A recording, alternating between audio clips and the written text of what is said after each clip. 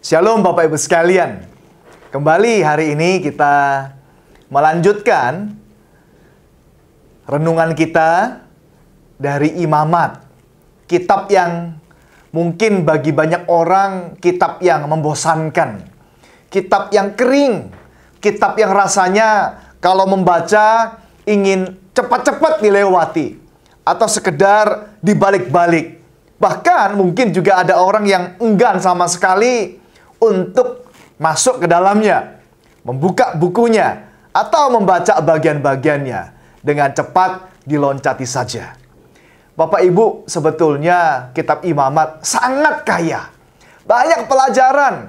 Kita tidak usah berpikir hal-hal yang rumit-rumit, hal yang besar-besar, hal yang muluk-muluk. Sebetulnya banyak sekali hal-hal yang sederhana yang bisa kita pelajari daripada kitab Imamat.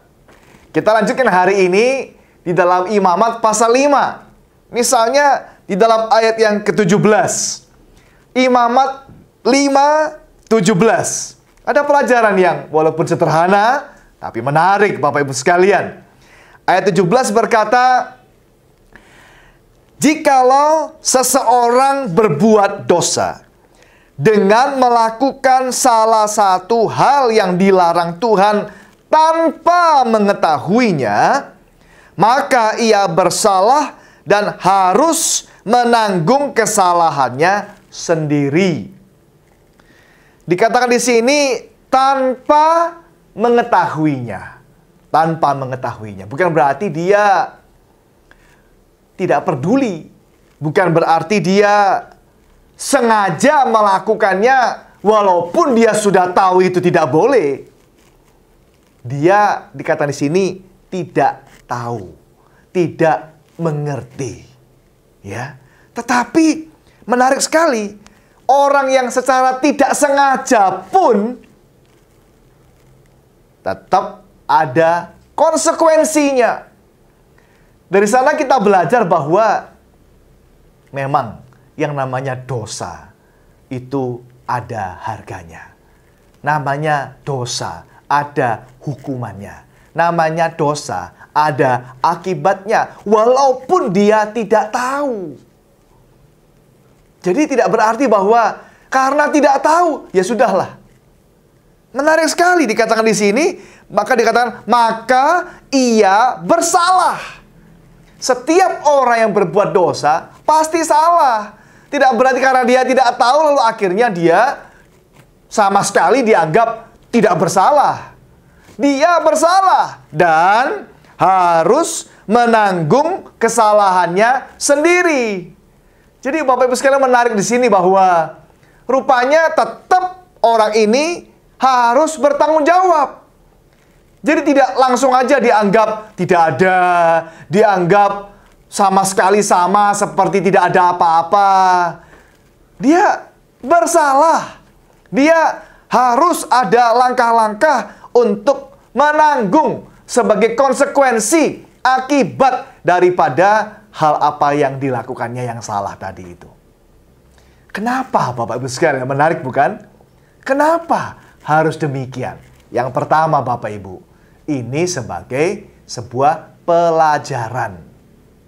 Sebagai pelajaran supaya orang itu jadi tahu. Dan supaya dia juga bisa memberitahu kepada orang-orang lainnya. Sehingga orang-orang lainnya jadi tahu bahwa itu adalah hal yang salah dan hal yang serius.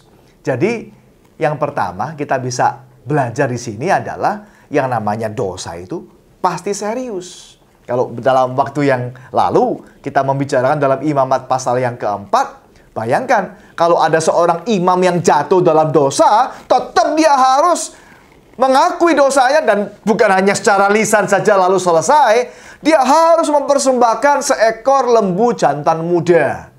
Itu pada waktu yang lalu. Imamat pasal yang keempat.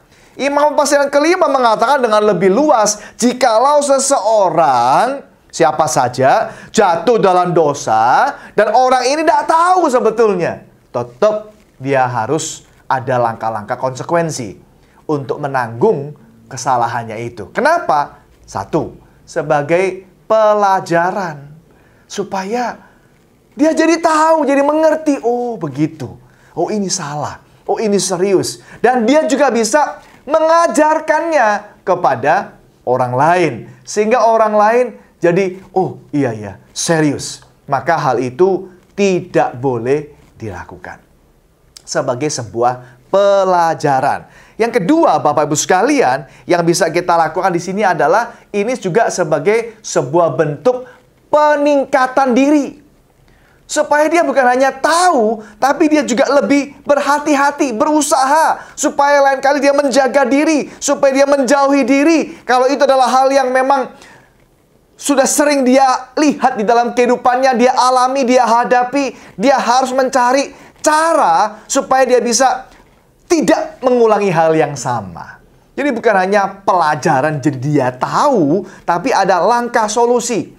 Ada langkah preventif. Supaya pada lain kesempatan dia tidak melakukan hal yang salah. Jadi bukan hanya pelajaran, tapi juga peningkatan diri. Dia harus berusaha dengan serius bahwa supaya tidak jatuh lagi dalam hal tersebut. Menghindar. Bagaimana caranya? Manusia ini kan diberikan kemampuan untuk bisa memperbaiki diri. Dan kita diharapkan bisa memperbaiki diri setiap hari. Sehingga kita bisa dari hari ke hari lebih baik dan lebih baik. Orang Injili biasanya menyebut dengan istilah semper reformanda. Always reforming. Setiap hari kita memperbaiki diri. Nah, makanya pada waktu seseorang melakukan konsekuensinya, membayar hutangnya, menanggung kesalahannya, dia meningkatkan dirinya supaya tidak mengulangi hal yang sama lagi. Nah, Bapak Ibu sekalian, dari pelajaran yang sederhana ini, mari kita tiap hari meningkatkan diri. Tiap hari menjauhkan diri daripada yang kurang baik, justru mendekatkan diri kepada yang baik. Kita terus mengusahakan supaya melalui kehidupan kita Tuhan dipermuliakan dan orang-orang juga diberkati, bahkan diri kita juga diberkati karena ketaatan kita dari hari ke hari yang lebih sungguh kepada Tuhan. Kiranya kita semua diberkati, Tuhan Yesus memberkati kita semuanya. Amin.